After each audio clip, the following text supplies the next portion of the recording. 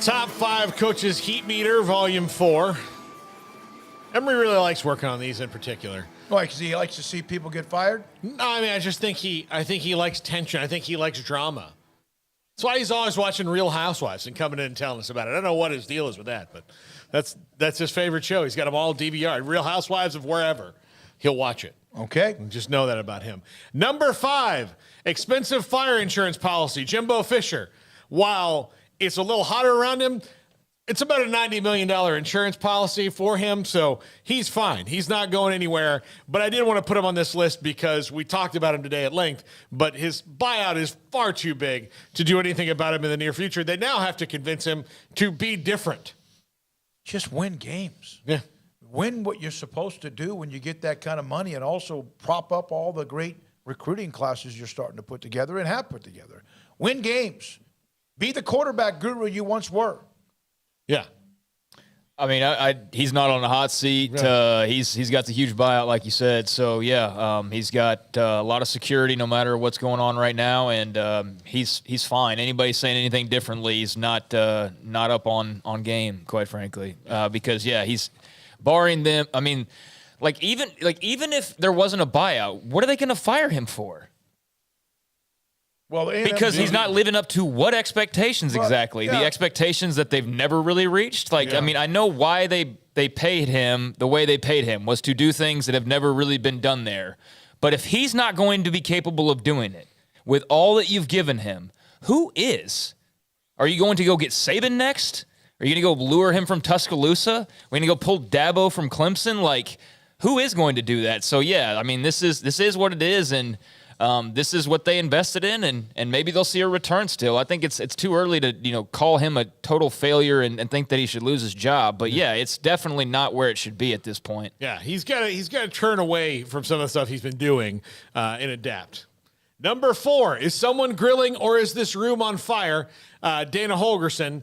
This one could rapidly accelerate or drop very easily. A grease fire? Yeah, I mean, he could be just fine in a couple weeks, or if it really turns bad, then he could not be.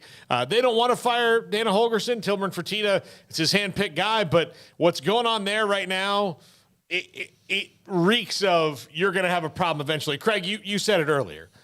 There are problems now that seem like no matter what happens, even the rest of this year, will crop up again down the road with the way things are going at Houston. Yeah, probably. I mean, I don't even know what problems there really are. All I know is it looks like Dana's a little stressed out, and obviously the players on the sideline thing. I mean, we haven't seen that happen again in a couple of weeks, at least to my knowledge. So maybe they smoothed that over, but I don't think the temper's going anywhere.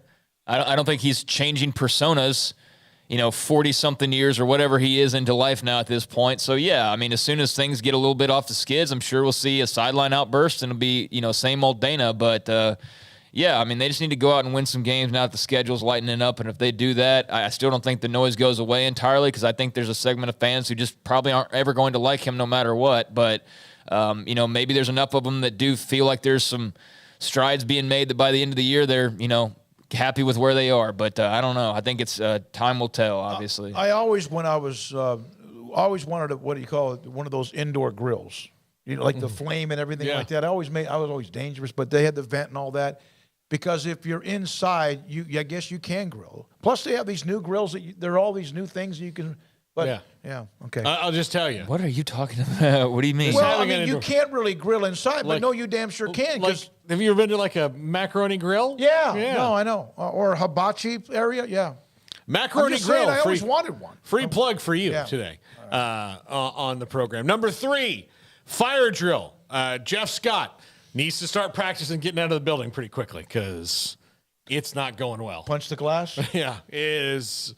It's not going well there, and they are trying to, make moves there in South Florida. They're trying to get an on-campus stadium built, all these things, and inspire fundraising donations. And Jeff Scott's just not winning enough to get that done. Can I admit something here? He's not winning at all. Yeah.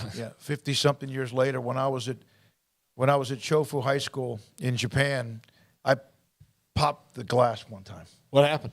Got in trouble. Yeah. Yeah, we had to When I was at an R-rated dorm, that was kind of a regular thing where somebody would pull the fire alarm. Or one time, a guy hit a sprinkler with a hammer and flooded the whole floor. God. That was a lot of water on a day without rain. But I did that one time. I'm not proud of it. Number 2, 3 Mile Island, Scott Satterfield. 3 Mile Island.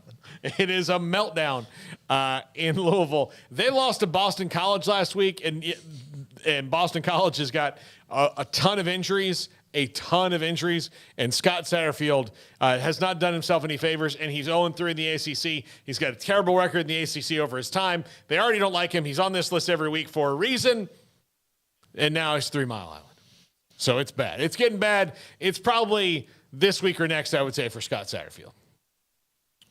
We've said what we have about him. I haven't really paid. I have nothing to add to him. I think I've said it like the last 3 weeks. I mean, he's in danger. I think that's very clear at this point that he is right there. Jeff Scott, same thing. Like those two are basically been there since like week 1, week 2, basically. So he's remaining on there, and I don't know if there's a ton of signs that that's going to change the remainder of this season. Yeah.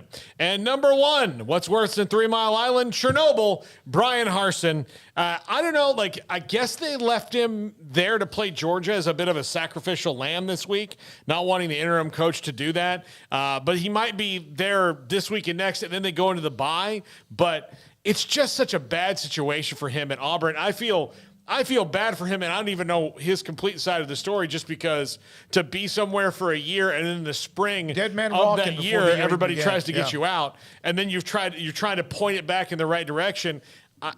I guess there's contractual things, but if they had tried to fire me last April like they did, I might have just said, fine, I'll go. Give me the buyout and I'll walk. But I don't know. I guess sometimes you get a lot of personal pride, and I get that. But Bryan Harsin is going to be a head coach again somewhere else, and he'll be better, and people won't be in his business all the time. From Troy Yount, Louisville, he's from Louisville, one of our viewers, there's so much money tied up in paying former coaches. I don't know. They could afford to pay Satterfield to go away, plus a new coach coming in. See, that's the thing you got to take into account. There's the buyouts, obviously, is that are different with every coach, and that's why like the Jimbo stuff. It's like what is A&M going to do? Like, not even mind you the money, but like I asked a second ago, what coach are they going to go get that's better than Jimbo in their eyes when they hire Jimbo? That like no, we got that one wrong. Our bad. This guy's going to be the one that makes A&M the great powerhouse that it's always supposed to be in our eyes, and really nobody else is. I'm not trying to bag on him, but it's like, what else are you going to do at this point? That was your grand slam swing. Mm-hmm. That was your big swing at the plate. So he's not on the hot seat in the way that these other guys are. But it's something to monitor depending on how the rest of their season goes. But, yeah, I mean, Harson just seems like a matter of time. Holgerson, I think, is going to be fine ultimately unless they just keep crashing. And then, Jeff Scott, I mean, just do it already. Like, what is the wait? I don't know what his contract is. But Satterfield, yeah, I mean, if it's contractual, then that makes some sense. Troy, here's a crazy scenario. Auburn fires Harson. Boise fires Avalos. Harson back to where he made a name for himself at Boise State. If he would be up for doing that, yeah. I mean, it would obviously be a pretty easy little layup for Boise, but I don't know about the firing of Avalos. Well, with Dirk Cutter lurking around, you never know. So yeah, there's that too. Hey, I made a mistake earlier today. I'm not afraid to admit it. Garland